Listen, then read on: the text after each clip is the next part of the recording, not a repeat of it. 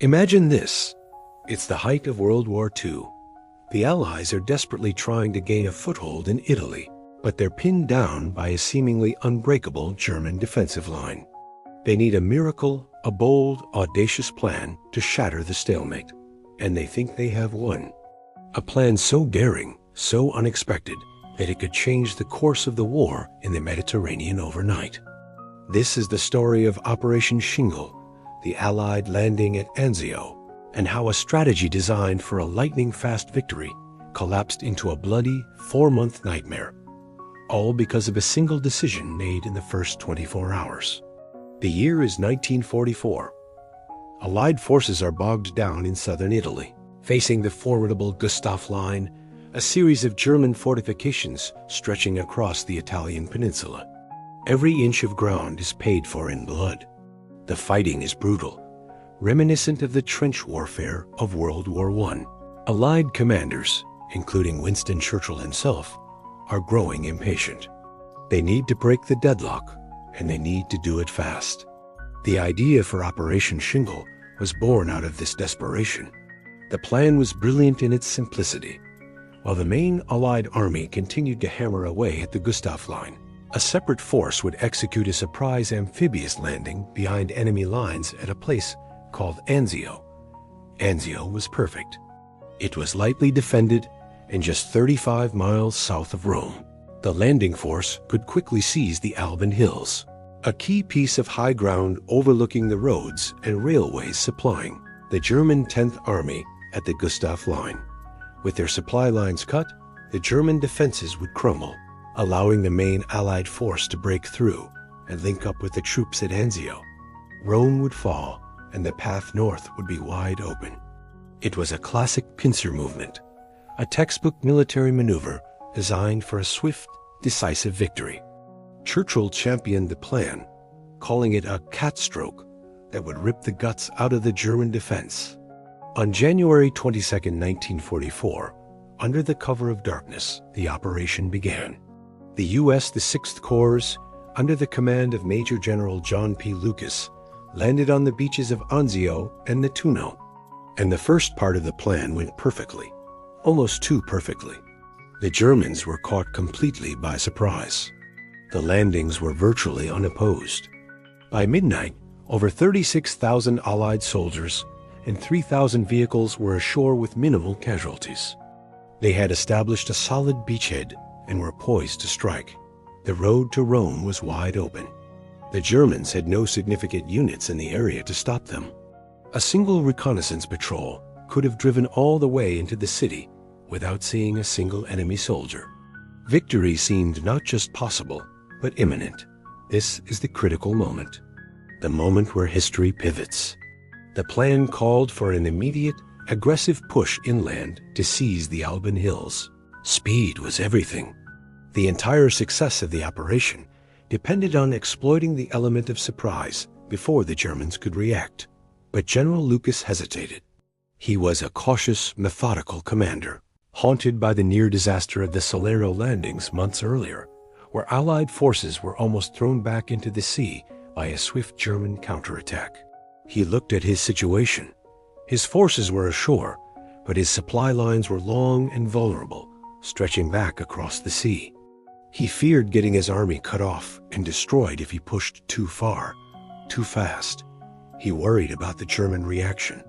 So instead of a lightning strike towards the Alban Hills, Lucas made a fateful decision. He chose to wait. He decided to consolidate his position, build up his supplies, and create a strong, defensive perimeter around the beachhead. He wanted to make sure he could hold his ground before he advanced.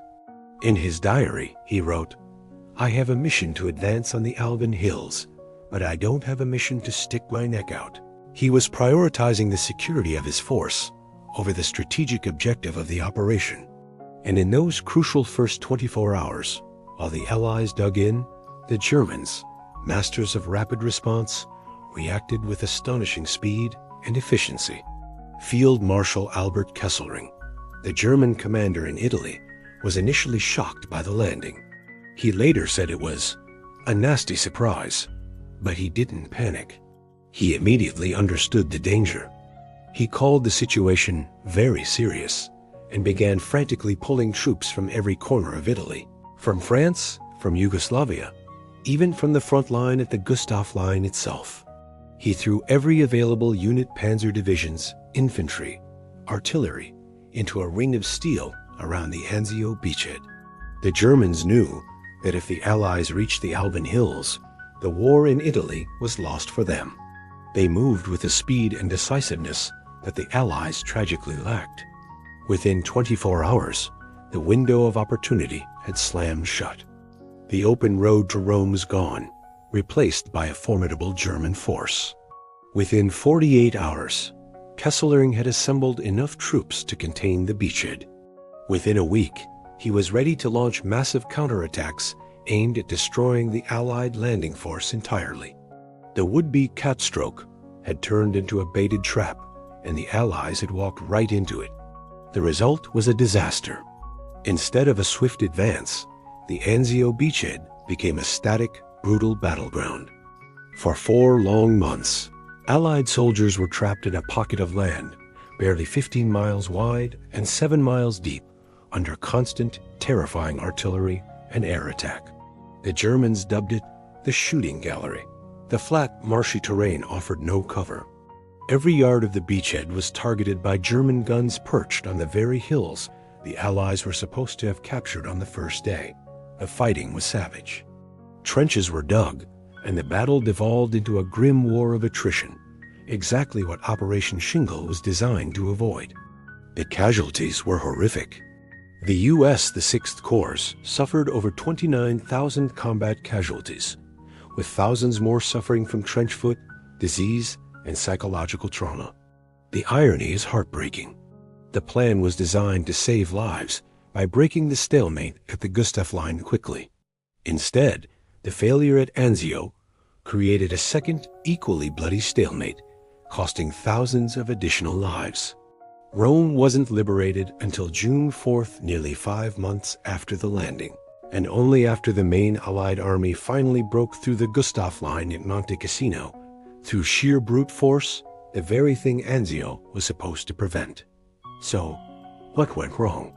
In hindsight, it's easy to blame General Lucas. His caution was undeniably the direct cause of the failure. Churchill was furious, writing that he had hoped they were hurling a wildcat onto the shore. But all we got was a stranded whale. Lucas was eventually relieved of his command. But it's more complex than just one man's decision. The plan itself had flaws. It was ambiguous about whether the primary objective was to seize the Alban Hills or simply to draw German troops away from the Gustav Line. This ambiguity gave a cautious commander like Lucas the justification. He needed to prioritize defense over offense.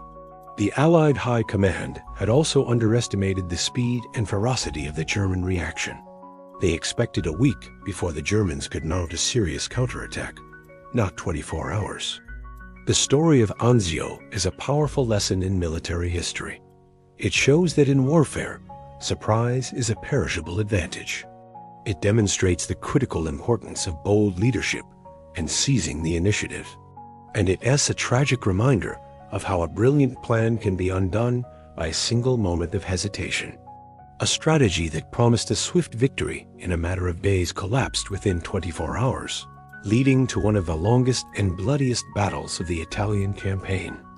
It's a stark example of how, in the crucible of war, the line between a brilliant triumph and a catastrophic failure can be terrifyingly thin. Thanks for watching. If you found this piece of history as fascinating as I did, make sure to hit that like button and subscribe for more stories you might not have heard before. See you in the next one.